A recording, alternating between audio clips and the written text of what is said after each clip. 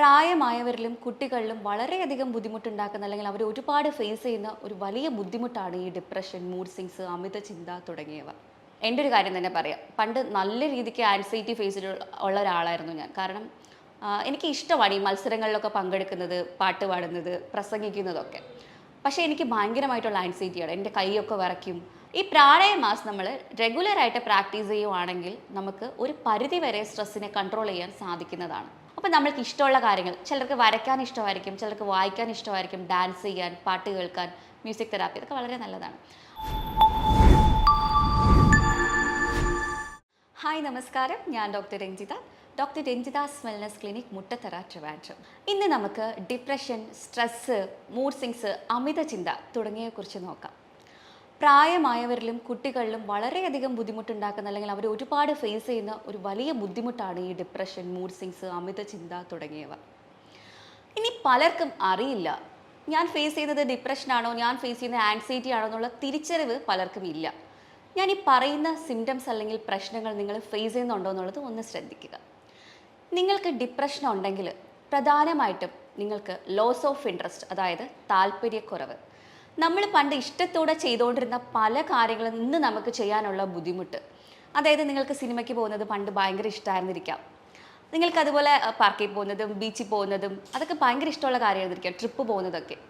പക്ഷേ ഇന്ന് നമുക്കിത് ചെയ്യാനുള്ള വലിയ ബുദ്ധിമുട്ട്, അതായത് നമുക്ക് പോകണ്ട, നമുക്ക് എവിടെയും പോകണ്ട എന്നുള്ളൊരു തോന്നൽ വരിക, എപ്പോഴും റൂമിൽ തന്നെ കിടക്കാനുള്ളൊരു തോന്നൽ, അമിതമായിട്ടുള്ള ക്ഷീണം, ശരീരവേദന, മടി, അലസത തുടങ്ങിയവ നമുക്ക് അനുഭവപ്പെടാൻ തുടങ്ങുന്നു.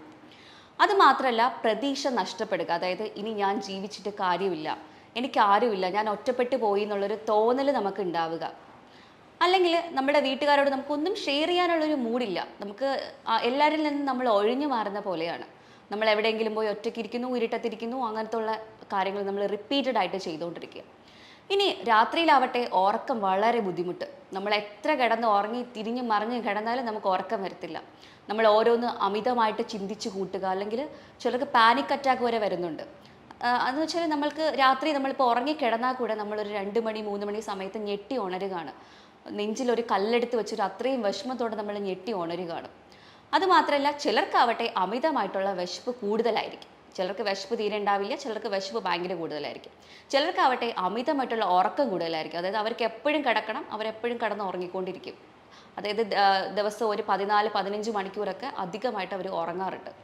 അപ്പോൾ ഇതൊക്കെയാണ് മെയിനായിട്ടുള്ള ഡിപ്രഷനിലെ സിംറ്റംസ്. ഇനി ചിലർക്കാവട്ടെ സൂയിസൈഡൽ ടെൻഡൻസി ഉണ്ട്. അവർക്ക് എന്തെങ്കിലും രീതിയിൽ നമ്മുടെ ശരീരത്തിനെ തന്നെ ഹാം ചെയ്യണം, ബ്ലേഡ് എടുത്ത് കൈ മുറിക്കുന്നവരുണ്ട്.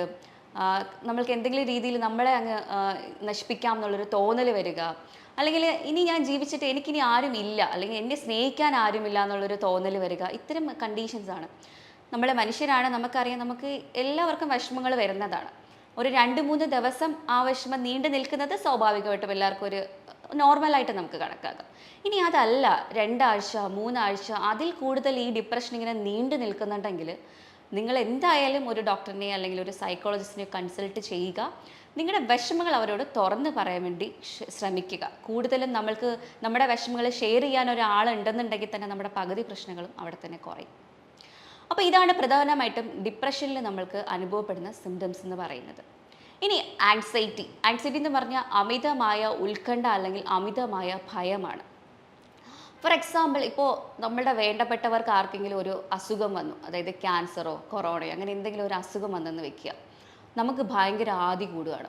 എനിക്കിനി അങ്ങനെ എന്തെങ്കിലും സംഭവിക്കുമോ, എൻ്റെ അച്ഛനോ അമ്മയ്ക്കോ എൻ്റെ മക്കൾക്കോ ആർക്കെങ്കിലും ഇങ്ങനെ സംഭവിക്കും എന്നുള്ള ആദ്യം നമ്മുടെ മനസ്സിൽ കിടന്ന് അത് നമുക്ക് ഓവർ തിങ്കിങ്ങിലോട്ട് പോയി അത് ഡിപ്രഷനിലോട്ട് പോകുന്നവരുണ്ട്, പാനിക് അറ്റാക്ക് വരെ ആവുന്നവരുണ്ട്.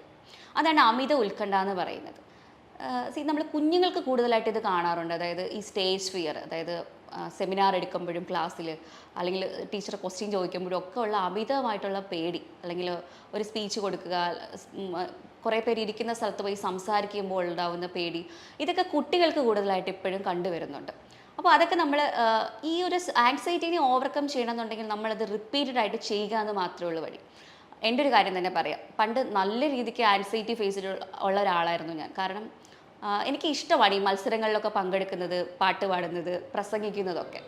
പക്ഷേ എനിക്ക് ഭയങ്കരമായിട്ടുള്ള ആൻസൈറ്റിയാണ്. എൻ്റെ കൈയൊക്കെ വിറയ്ക്കും, അതുപോലെ തന്നെ എനിക്ക് തൊണ്ട വരളും, തളർന്ന പോലെയൊക്കെ എനിക്ക് തോന്നുമായിരുന്നു. പക്ഷേ എനിക്കത് അറിയില്ലായിരുന്നു ഇത് എനിക്ക് ആൻസൈറ്റിയാണ്. ഞാൻ വിചാരിക്കുന്ന ഈ പങ്കെടുക്കുന്ന കുട്ടികൾക്കെല്ലാം ഈ ഒരു പേടി ഉണ്ടായിരിക്കും എന്നാണ് എൻ്റെ ഒരു ധാരണ. പക്ഷേ ഇത് അങ്ങനെയല്ലായിരുന്നു എന്ന് എനിക്ക് പിന്നീടാണ് മനസ്സിലായത്. പക്ഷേ ഞാൻ എന്ത് ചെയ്യും, ഞാൻ പങ്കെടുക്കുമായിരുന്നു. എനിക്ക് അല്ലെങ്കിൽ ഇനി പങ്കെടുക്കാതെ എനിക്ക് സമ്മാനം കിട്ടിയില്ലെങ്കിൽ മറ്റുള്ളവർക്ക് കിട്ടുമ്പോൾ ഞാൻ അയ്യോ ഞാനിത് പങ്കെടുത്തിരുന്നെങ്കിൽ എനിക്ക് സമ്മാനം കിട്ടുമായിരുന്നല്ലോ എന്നുള്ളൊരു കുറ്റബോധം എനിക്ക് പിന്നീട് തോന്നും. അതുകൊണ്ട് ഞാൻ എന്ത് ചെയ്യും, ഞാൻ എന്തായാലും പോയി പങ്കെടുക്കും. പക്ഷേ ഞാൻ ഇത്രയും ഫേസ് ചെയ്യുന്നുണ്ടായിരുന്നു. പിന്നെ ഞാൻ റിപ്പീറ്റഡ് ആയിട്ട് കുറേ വട്ടം ഇങ്ങനെ പങ്കെടുത്ത് വന്നപ്പോഴാണ് കുറച്ചെങ്കിലും എൻ്റെ ആൻസൈറ്റി അന്ന് കുറഞ്ഞു തുടങ്ങിയത്. അപ്പോൾ ഇപ്പോൾ എനിക്കത് കറക്റ്റായിട്ട് മനസ്സിലായി. അതുകൊണ്ട് നിങ്ങൾ ആൻസൈറ്റി എന്തെങ്കിലും ഫേസ് ചെയ്യുന്നുണ്ടെന്നുണ്ടെങ്കിൽ നിങ്ങളത് റിപ്പീറ്റഡ് ആയിട്ട് ചെയ്യാൻ ശ്രമിക്കുക. ഫോർ എക്സാമ്പിൾ നമ്മളിപ്പോൾ ആദ്യമായിട്ട് വാഹനം ഓടിക്കുകയാണ്. അപ്പോൾ നമുക്ക് ഒരു പേടി എല്ലാവർക്കും ഉണ്ടാവുന്നതാണ്.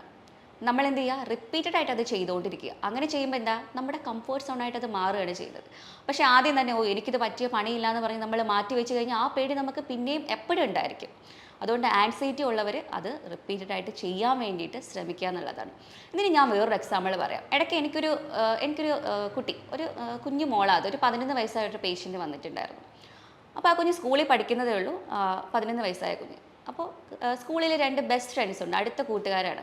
അപ്പോൾ കൂട്ടുകാർ കുട്ടീനെ ഒരു ദിവസം ഇങ്ങനെ കളിയാക്കുന്നു, നീ ഒത്തിരി തടി വെച്ച് പോയി, നിന്നെ കാണാനുള്ള ഭംഗി പോയി എന്ന് കുട്ടിയോട് പറയുകയാണ്. അപ്പോൾ കുഞ്ഞിനെ അത് ഭയങ്കരമായിട്ട് മാനസിക ആഘാതം ഉണ്ടാക്കുന്നു. അപ്പോൾ കുഞ്ഞ് വീട്ടിൽ പോയിട്ട് അമ്മയോട് ഷെയർ ചെയ്യുന്ന പരിപാടിയില്ല, അത് ഞാൻ പിന്നെ പറയാം. അപ്പോൾ പോയി പറയുന്നത് ആൻറ്റിയോടാണ്, ഏറ്റവും അടുത്ത ഒരു റിലേറ്റീവാണ്.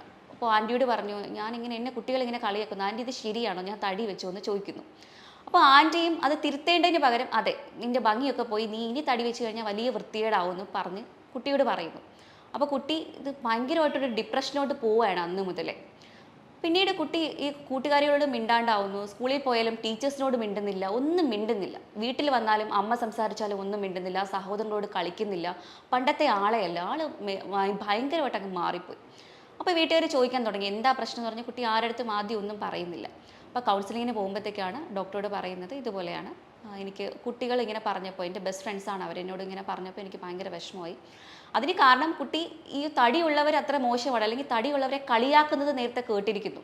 അത് ആ കുഞ്ഞിൻ്റെ മനസ്സിൽ ഇങ്ങനെ കിടക്കുന്നു, ഇതെന്തോ വലിയ മോശമുള്ള കാര്യമാണെന്ന് കുഞ്ഞിൻ്റെ മനസ്സിൽ അങ്ങനെ പതിഞ്ഞ് കിടക്കുകയാണ്.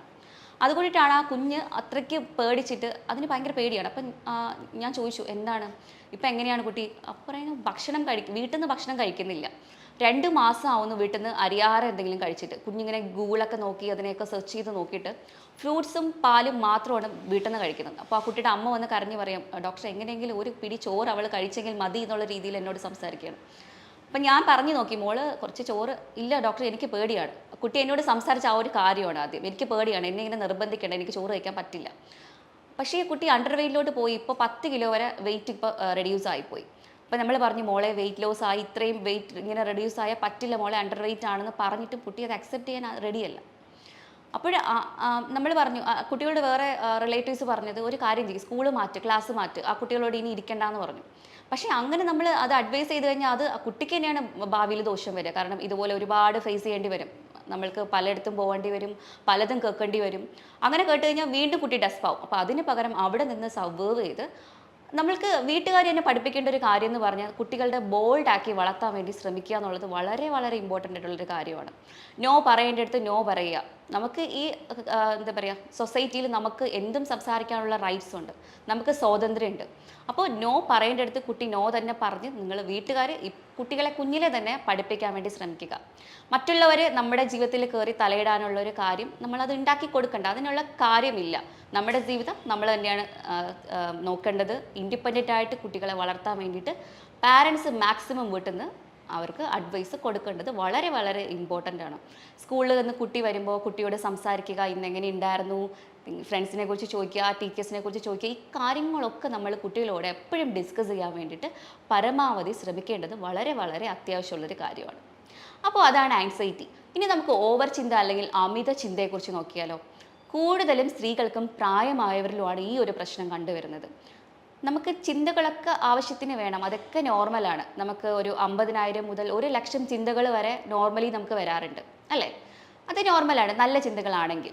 ഇനി നമ്മുടെ വിഷമപ്പെടുത്തുന്ന കാര്യങ്ങൾ, നമുക്ക് എന്താ പറയുക, ഒരു രീതിക്കുള്ള സമാധാനം തരാത്ത ചിന്തകളാണെങ്കിൽ കയറി റിപ്പീറ്റഡ് ആയിട്ട് നമുക്ക് വന്നുകൊണ്ടിരിക്കുന്നെങ്കിൽ അത് നമ്മൾ എന്തായാലും സൂക്ഷിക്കണം.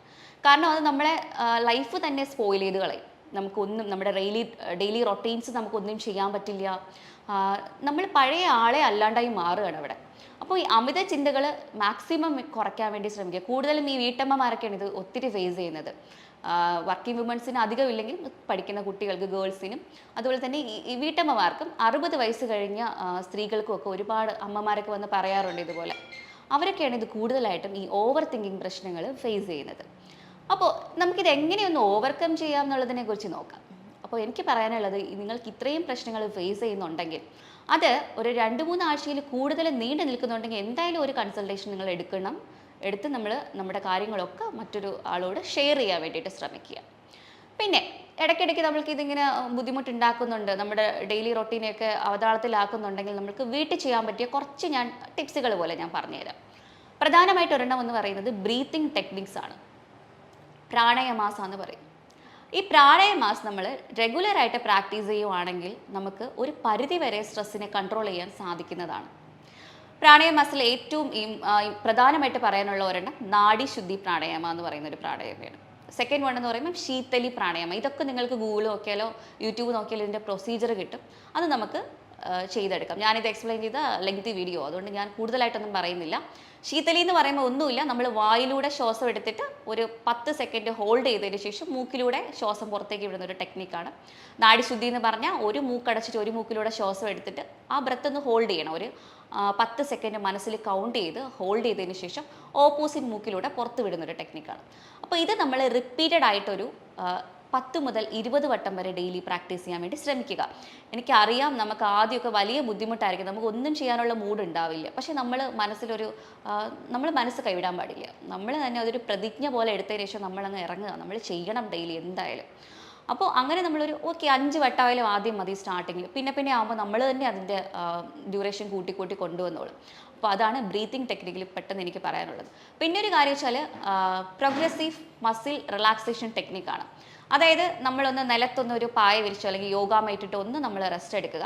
കൈകാലൊക്കെ നിവർത്തി വെച്ച് നമ്മളിന്ന് റെസ്റ്റ് എടുക്കുക. അതിനുശേഷം നമ്മുടെ ഓരോ പാർട്സും, അതായത് കൈ മുതൽ കാല്, തല, അത് ഫുള്ള് നമ്മൾ കോൺട്രാക്ട് ചെയ്യുക. നമ്മുടെ മസിൽസിന് നമ്മൾ ഇതുപോലെ കോൺട്രാക്ട് ചെയ്യണം. കോൺട്രാക്ട് ചെയ്തതിന് ശേഷം 1 2 3 എന്ന് അതും കൗണ്ട് ചെയ്യണം. ഒരു 10 സെക്കൻഡ് വരെ കൗണ്ട് ചെയ്തിട്ട് നമ്മൾ കോൺട്രാക്ട് ചെയ്ത് റിലാക്സ് ചെയ്യണം. ഇത് നമുക്ക് മസിൽ ടെൻഷൻ കുറയ്ക്കാൻ വേണ്ടിയിട്ട് വളരെയധികം ഹെൽപ്ഫുള്ളാണ്. മസിൽ ടെൻഷൻ വേഗം നമുക്ക് കുറയ്ക്കാൻ വേണ്ടി സാധിക്കും. ഇനി നിങ്ങൾക്ക് അമിതമായിട്ടുള്ള സ്ട്രെസ്സ്, പെട്ടെന്ന് നമുക്ക് ഭയങ്കരമായിട്ടുള്ള സ്ട്രെസ്സ് വരികയാണ്. അപ്പോൾ നമുക്ക് പെട്ടെന്ന് ഈ മൈൻഡിനെ ഡിവേർട്ട് ചെയ്യണം.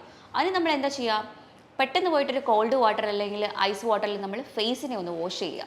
അങ്ങനെ നമ്മൾ ചെയ്യുമ്പോഴത്തേക്ക് ഓക്സിജൻ സർക്കുലേഷൻ ശരീരത്തിൽ കൂടാൻ വേണ്ടിയിട്ട് ഇത് ഹെൽപ്പ് ചെയ്യും. അല്ലെങ്കിൽ ഒരു ബ്രീത്തിങ് ടെക്നിക്ക് നോക്കാം. നമുക്കറിയാം നമ്മൾ സ്ട്രെസ് അധികമായിട്ട് വരുമ്പോൾ കാർബൺ ഡൈ ഓക്സൈഡ് ശരീരത്തിൽ ഫില്ലാവും. അപ്പോൾ അതിനെ പുറത്ത് കളയാൻ വേണ്ടിയിട്ട് നമ്മൾ ഡീപ്പ് ഇൻഹലേഷൻ നമ്മുടെ മൂക്കിലൂടെ എടുത്തിട്ട് വായിലൂടെ നമ്മളത് പുറത്തേക്ക് വിടുക. അതായത് ഡീപ്പ് ഇൻഹലേഷൻ നമ്മൾ മൂക്കിലൂടെ എടുത്തിട്ട് വേണമെങ്കിൽ നമുക്കൊന്ന് ഹോൾഡ് ചെയ്യാം.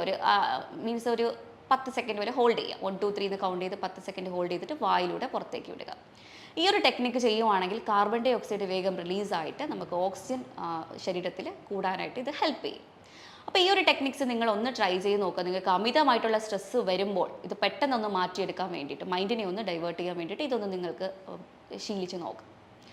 അതുപോലെ തന്നെ കുറച്ച് വൈറ്റമിൻസ് ഇതിന് വളരെ ഇമ്പോർട്ടൻ്റ് ആണ്. നിങ്ങൾക്ക് vitamin D, vitamin C, vitamin E ഒക്കെ നിങ്ങൾ പരമാവധി കഴിക്കാൻ വേണ്ടിയിട്ട് ശ്രമിക്കുക. പരമാവധി ഭക്ഷണത്തിൽ നിന്ന് കഴിക്കാൻ വേണ്ടി ശ്രമിക്കുക.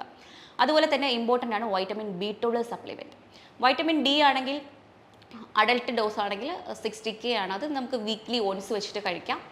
വൈറ്റമിൻ B12 ആണെങ്കിൽ ഭക്ഷണത്തിൽ കൂടെ നമുക്ക് കിട്ടുന്നത് വെച്ചാൽ നമുക്ക് ഒരുപാട് നട്ട്സ്, സീഡ്സ്, മീറ്റ്സുകൾ, ചിക്കൻ, മീൻ, മുട്ടയൊക്കെ ധാരാളം കഴിക്കുവാണെങ്കിൽ അതിൽ നിന്ന് വൈറ്റമിൻ B12 നമുക്ക് കിട്ടും. വൈറ്റമിൻ ഡി വന്നിട്ട് വെയിൽ കൊണ്ടാലാണ് നമുക്ക് കിട്ടുക. കാരണം ഇപ്പോൾ അബ്സോർപ്ഷൻ പവർ എല്ലാവർക്കും വളരെ കുറവാണ് വെയിൽ കൊണ്ടായാലും. അതുകൊണ്ട് നമുക്ക് സപ്ലിമെൻറ്റ് ഫോമിൽ എടുക്കുന്നത് കുറേ നല്ലതായിരിക്കും. കുട്ടികളാണെങ്കിൽ 2000ൻ്റെ ഡോസ് വേണമെങ്കിൽ നമുക്ക് കഴിക്കാം. അങ്ങനെ വൈറ്റമിൻ ഡെഫിഷ്യൻസീസ് വന്നു കഴിഞ്ഞാലും ഈ ഡിപ്രഷൻ കൂടാൻ അത് ഭയങ്കര ഒരു കാരണമാണ്, പ്രത്യേകിച്ച് വൈറ്റമിൻ ഡി. അതുകൊണ്ട് നിങ്ങളത് വേണമെങ്കിൽ ഒന്ന് ചെക്ക് ചെയ്തിട്ട് അതിനാവശ്യമുള്ള സപ്ലിമെൻറ്റ്സ് എടുക്കാൻ വേണ്ടിയിട്ട് ശ്രമിക്കുക. മറ്റൊരു കാര്യം എക്സസൈസ് ആണ്. നിർബന്ധമായിട്ടും നമ്മൾ ഒരു ദിവസം ഒരു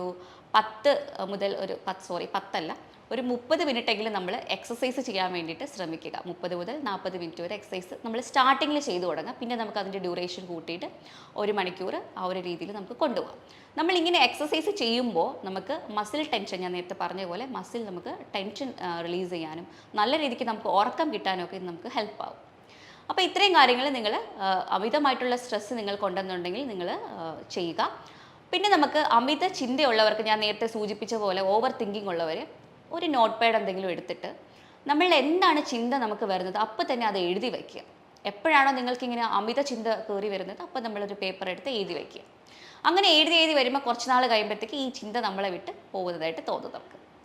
പിന്നെ കാര്യം, ഒരാളോട് ഷെയർ ചെയ്യാൻ വേണ്ടി നിങ്ങൾ എന്തായാലും ശ്രമിക്കുക. നിങ്ങൾക്കൊരു ബെസ്റ്റ് ഫ്രണ്ട് ഉണ്ടെങ്കിലോ നമ്മുടെ പാർട്ട്ണറിനോടോ നമ്മുടെ വീട്ടുകാരോടോ ആരോടെങ്കിലും നമ്മൾക്കുണ്ടാവുന്ന വിഷമങ്ങൾ അല്ലെങ്കിൽ നമ്മൾ ഫേസ് ചെയ്യുന്ന ബുദ്ധിമുട്ടുകളൊന്ന് ഷെയർ ചെയ്യാൻ വേണ്ടിയിട്ട് ശ്രമിക്കുക. നമ്മൾ ഒരാളോട് ഷെയർ ചെയ്യുമ്പോൾ നമുക്ക് ആ ബുദ്ധിമുട്ട് കുറച്ചൊന്ന് കുറയും. അതുപോലെ തന്നെ ഡയറിയിൽ എഴുതുമ്പോഴും അതുപോലെ തന്നെയാണ്, നമ്മളുടെ പ്രഷർ നമ്മളൊന്ന് ഇറക്കി വെക്കുകയാണ്. ആ ഒരു രീതിയിൽ നമുക്ക് വളരെ നല്ലൊരു ഗുണം ചെയ്യും നമുക്ക്. പിന്നെ നമ്മൾക്ക് ഇഷ്ടമുള്ള കാര്യത്തിലൊന്ന് എൻഗേജ്ഡ് ആവാൻ വേണ്ടി ശ്രമിക്കുക. നമ്മൾ പുതിയ ഹോബീസ് കണ്ടുപിടിക്കുക. നമ്മൾ എപ്പോഴും വെറുതെ ഇരിക്കുമ്പോഴാണ് നമുക്ക് ഈ ആവശ്യമില്ലാത്ത ചിന്തകളും ആൻസൈറ്റീസും ഒക്കെ വരുന്നത്. അപ്പോൾ നമ്മൾക്ക് ഇഷ്ടമുള്ള കാര്യങ്ങൾ, ചിലർക്ക് വരയ്ക്കാൻ ഇഷ്ടമായിരിക്കും, ചിലർക്ക് വായിക്കാൻ ഇഷ്ടമായിരിക്കും, ഡാൻസ് ചെയ്യാൻ, പാട്ട് കേൾക്കാൻ, മ്യൂസിക് തെറാപ്പി, ഇതൊക്കെ വളരെ നല്ലതാണ്. അപ്പോൾ ഇത്തരം കാര്യങ്ങൾ നമ്മൾ കൂടുതലായിട്ട് ചെയ്യാൻ ശ്രമിക്കുക. സ്ട്രെസ്സ് വന്ന് കിടക്കുമ്പോൾ നമുക്കറിയാം നമുക്കിതൊക്കെ വലിയ പാടായിരിക്കും, നമുക്കൊന്നും ചെയ്യാനുള്ള ഒരു മൂഡ് ഉണ്ടാവില്ല. പക്ഷേ നമ്മൾ വേണമെന്ന് വിചാരിച്ച് നമ്മളത് ചെയ്യണം. പിന്നെ നമ്മൾ രാവിലെ എഴുന്നേറ്റ് ഒരു പേപ്പർ എടുത്തിട്ട് എഴുതണം, ഇത് എൻ്റെ ജീവിതമാണ്, എനിക്ക് നന്നായിട്ട് ജീവിക്കണം, ഇതൊക്കെ എൻ്റെ മൈൻഡിൻ്റെ പ്രശ്നം കൊണ്ടിട്ട് എനിക്ക് തോന്നുന്ന വികാരങ്ങളാണ്, ഇമോഷൻസാണ്, ഇതിനെ കൺട്രോൾ ചെയ്യാൻ എനിക്ക് സാധിക്കും എന്നുള്ളത് നിങ്ങൾ കുറച്ച് വട്ടം, ഒരു 10 വട്ടം ഡെയിലി എഴുതി നോക്കൂ. നമുക്ക് നല്ലൊരു റിലീഫ് തന്നെ കിട്ടുന്നതായിരിക്കും. ഇനി കിടന്നിട്ട് നിങ്ങൾക്ക് ഉറക്കം വരുന്നില്ല എന്നുണ്ടെങ്കിൽ ഒന്ന് പാട്ട് കേട്ടുകൊണ്ട് കിടക്കുകയോ എന്തെങ്കിലും വായിച്ചുകൊണ്ട് കിടക്കുകയോ ചെയ്യാം. സ്ക്രീൻ ടൈം മാക്സിമം കുറയ്ക്കാൻ വേണ്ടി ശ്രമിക്കുക. സാധാരണ എല്ലാവരും മൊബൈൽ കളിച്ച് അത് 2-3 മണി വരെ അങ്ങനെ അങ്ങ് പോവുകയാണ്. പക്ഷെ അത് നമ്മൾ കുറയ്ക്കണം. അതിനുവേണ്ടി നമുക്ക് എന്തെങ്കിലും മ്യൂസിക്, ഇഷ്ടമുള്ള എന്തെങ്കിലും കാര്യങ്ങൾ കേട്ടുകൊണ്ട് കിടക്കാം. പുരാണങ്ങളോ കഥകളോ അങ്ങനെ എന്തെങ്കിലും നമ്മൾക്ക് കേട്ട് കിടക്കുമ്പോൾ നമുക്ക് അങ്ങ് ഉറക്കം വരും. നമ്മൾ ഈ റൊട്ടീൻ ഒരാഴ്ച എങ്ങനെയും വളരെ കഷ്ടപ്പെട്ട് നമ്മളിത് ചെയ്തു തുടങ്ങി കഴിഞ്ഞാൽ പിന്നെ നമുക്ക് ഓട്ടോമാറ്റിക്കലി ആ സമയമ്പോൾ ഉറക്കം വരുന്നതായിരിക്കും. അപ്പോൾ ഇത്തരം പ്രശ്നങ്ങൾ നിങ്ങൾ ഫേസ് ചെയ്യുന്നുണ്ടെങ്കിൽ, 2-3 ആഴ്ചയിൽ കൂടുതൽ നിങ്ങൾക്ക് നീണ്ടു നിൽക്കുന്നുണ്ടെങ്കിൽ, നിങ്ങൾ എന്തായാലും ഒരു പ്രൊഫഷണലായിട്ടുള്ള ഡോക്ടറിനെ കൺസൾട്ട് ചെയ്യാൻ വേണ്ടി ശ്രമിക്കുക. അവരോട് ഈ കാര്യങ്ങളൊക്കെ തുറന്ന് പറയുക. ചിലരൊക്കെ പറയാറുണ്ട് 1 വർഷത്തോളം ഞാനിത് അനുഭവിക്കുന്നു എന്നുള്ളത്. അപ്പോൾ എനിക്ക് ചോദിക്കാറുള്ളത് എന്തുകൊണ്ട് നിങ്ങളൊരു ഡോക്ടറിനെ കാണുന്നില്ല എന്നുള്ളതാണ്. അപ്പോൾ നിങ്ങൾ എന്തായാലും ഒരു പരിഹാരം കണ്ടുപിടിക്കുക. കൂടുതൽ എന്തെങ്കിലും അറിയണം എന്നുണ്ടെങ്കിൽ താഴെ കാണുന്ന നമ്പറിലോട്ട് വിളിക്കാവുന്നതാണ്. അപ്പോൾ മറ്റൊരു വീഡിയോ ആയിട്ട് വീണ്ടും കാണാം. Thank you so much.